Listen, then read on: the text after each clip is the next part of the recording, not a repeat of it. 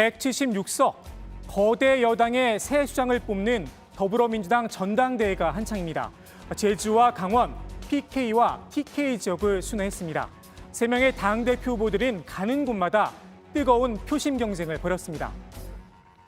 대구 경북은 정치적 소외감을 호소하고 계십니다. 제가 대표가 된다면 지명직 최고위원 중에 영남 안배를 반드시 하겠다는 약속을 이 자리에서 가장 먼저 여러분께 드립니다. 제가 당대표가 되면 아마 전국에서 다 좋아할걸요.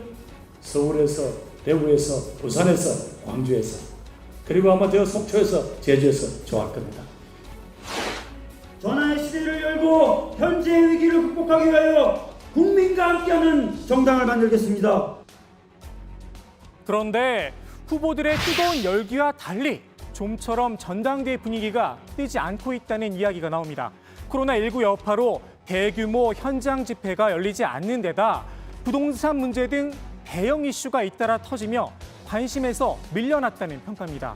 여기에 장마까지 이어지며 전당대회 열기를 식히는 모양새입니다. 당 지도부도 걱정이 큰가 봅니다. 전대 흥행을 위해서 오는 8일 호남 지역 유세 때부터 이해찬 대표가 직접 행사를 챙기기로 했습니다. 이 대표의 출격이 흥행에 도움이 될지는 지켜봐야 할 것 같습니다. 이런 와중에 당 대표 후보들보다 더 눈길을 끈 인사도 있습니다. 이재명 경기지사입니다. 김부겸, 이낙연 후보를 잇따라 만나며 본인의 몸값을 올렸습니다. 차기 대선 후보 여론조사에서 이낙연 후보와 양강구도를 형성한 것도 영향을 끼쳤습니다. 이 지사는 이번 전당대회에서 중립을 선언했습니다. 그분 대통령 되셨을 때, 저 당대표 할 때 방해했지, 이렇게 생각해서 섭섭하게 생각할 수도 있지 않습니까? 예. 그러니까 어떤 이유로도 한쪽을 편드는 게 크게 저한테 도움이 안 되는 건 분명하죠. 장외에서 이 지사가 치고 나가면서 민주당 전당대회는 어데나 어차피 대표는 이낙연이란 인식이 더 굳어졌다는 분석도 나옵니다. 여권의 차기 대선 주자 경쟁 구도는 이낙연 대 이재명이란 생각이 퍼지면서 이낙연 대세론이 강화됐다는 겁니다. 여론조사에서도 이런 분위기가 읽힙니다.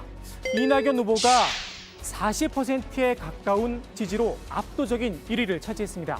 이어 김부겸 후보 21.8%, 박주민 후보 15.7%를 기록했습니다. 2위와 3위 경쟁이 오히려 더 눈에 띕니다. 당대표 경선과 함께 치러지고 있죠. 최고위원 경선에선 우픈 실수가 눈길을 끌었습니다. 문재인 정부의 성공은 바로 정권 교체에 있습니다. 탄핵을 성공시켰듯이 공수처법을 성공시켰듯이 정권 교체를 이루어 문재인 정부를 성공시키겠습니다, 여러분. 여당 최고위원 후보가 정권 교체를 외친다. 본인도 뒤늦게 실수란 걸 알았던 모양입니다. 탄핵 때 정권 교체라는 말을 수도 없이 외쳤더니 그게 아직도 배어 있다며 습관이 무섭다고 따로 해명을 했습니다. 김종민 후보도 구설에 올랐습니다. 바로 이 발언 때문입니다. 김경수 지사님, 우리 법사위에서 혹시 경남을 위해서 할 일이 혹시 없나요? 예, 있으면 언제라도 연락 주시면 제가 바로바로 앞장서서 뛰겠습니다. 일부 언론에선 재판 중인 김 지사를 위해 법사위에서 뛰겠다는 게 무슨 말이냐 지적이 나왔는데요. 김종민 후보는 재판과 관련된 말은 어디에도 없었다며 경강부회라고 반박을 했습니다. 앞뒤 문맥을 보라는 겁니다. 그래서 찾아봤더니 문제가 된 발언을 하기 전 이런 이야기를 했었습니다. 직접 들어보시죠. 우리 앞에 후보님들께서 상임위 활동하시면서 우리 경상남도를 위해서 훌륭한 일들을 많이 하셨는데 저는 이제 법사위에 있었습니다. 김 후보 입장에선 조금 억울할 수도 있을 듯합니다.